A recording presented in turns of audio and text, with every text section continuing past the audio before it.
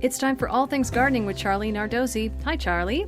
Hi, Mary. It's officially spring, and it's a good time to start thinking about raised beds. Can you tell us more about what kinds of materials to use and some pros and cons of raised beds? Sure, Mary. You can make raised beds out of almost anything, stones and brick and metal, but most people use wood. And I want to talk a little bit about building a wooden raised bed because that's a great thing to do right now. The first thing you want to do is get the most rot-resistant woods possible. Cedar's a good one. It's a little expensive, but it can last up to 10 years in your garden. We use hemlock and spruce, which will last a little bit less than that, but it's much more cost-effective. Also, you want to get 2-inch diameter boards. That'll be thickness of the boards so that these beds will last a long time. If you're going to be building them up, you want to build them about 10 to 12 inches tall, 3 to 4 feet wide, and no more than 8 feet long. Even if it's 8 feet long, you might want to put a bracing board halfway down there so the boards don't bow over time. Now, once you have your bed all kind of set up, there's often issues and problems that happen with them. One of them is that the corners will rot out. I find that that's a weak area. You can use metal raised bed corners. They work really well on 1 and 2-inch diameter wood, so you can put them there and then remove the boards when you have to and reuse them for your new boards that you put in.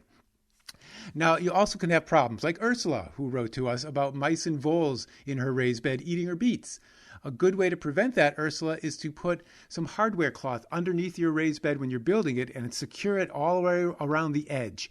And that way, the mice and voles can't tunnel in underneath. To prevent them from crawling over the top, make a bigger raised bed, 2 to 3 feet tall. In fact, that's a nice thing to do if you have troubles with your back and your knees. That way you don't have to bend over so much and work in that garden. Now, if you have a lot of weeds, one thing you can do, of course, is start all over using my no-dig method I've talked about. You can put cardboard or landscape fabric down under the bed, and that'll stop those weeds, or build a real tall bed or one on stilts, those elevated raised beds you might have seen. Those are good ways to keep the weeds out of your garden. So there's lots of different ways to make a successful raised bed. Well, here is another raised bed question from Edie in West Marlborough. Edie says, I've planted raised beds and I've always planted my seedling tomatoes in rows. Can you explain more in detail how to change that method? Well, what I do, Edie, with my tomatoes is I plant them in a zigzag pattern. That way I use every inch of that raised bed possible. So by doing a zigzag pattern, I'm keeping them 2 to 3 feet apart like we need to do. But I'm also leaving space in between to plant all kinds of other things, greens and radishes and stuff like that. So try that pattern and see if you can squeeze in a few extra tomatoes. Kim in South Burlington asks, I'm wondering how to do succession planting in a raised bed. Her bed is 6 by 3 and divided into 18 squares. And Kim says, do I plant 1 square of spinach and then harvest it and plant more in the same square? Or do I plant the spinach seeds in another square? How can you help out, Kim? So, Kim, you could do a succession planting. So, for example, you can start with that square of spinach and as a cool season crop. Once that's done, you can put beans in there as a nice warm season crop, bush beans. And then once they're done in the fall, you can come back with another cool season crop like kale. That way you're getting 3 crops from each one of those squares. You're putting in plants that are similar size, similar growth characteristics.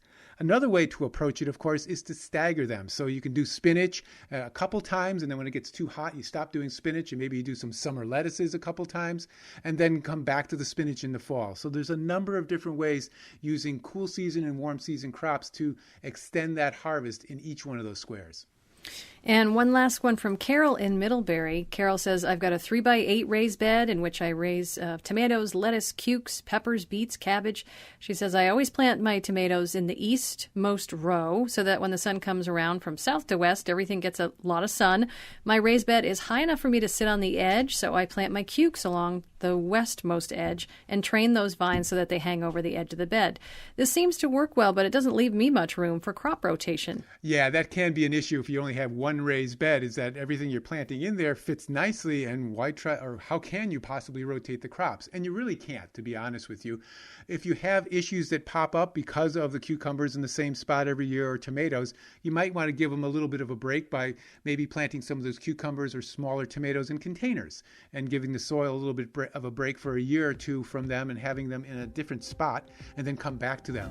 But if you have a healthy, fertile soil, you're adding compost every year, you may not have to even do that. It really all depends on how they perform. Great. Send questions for Charlie to All Things Gardening.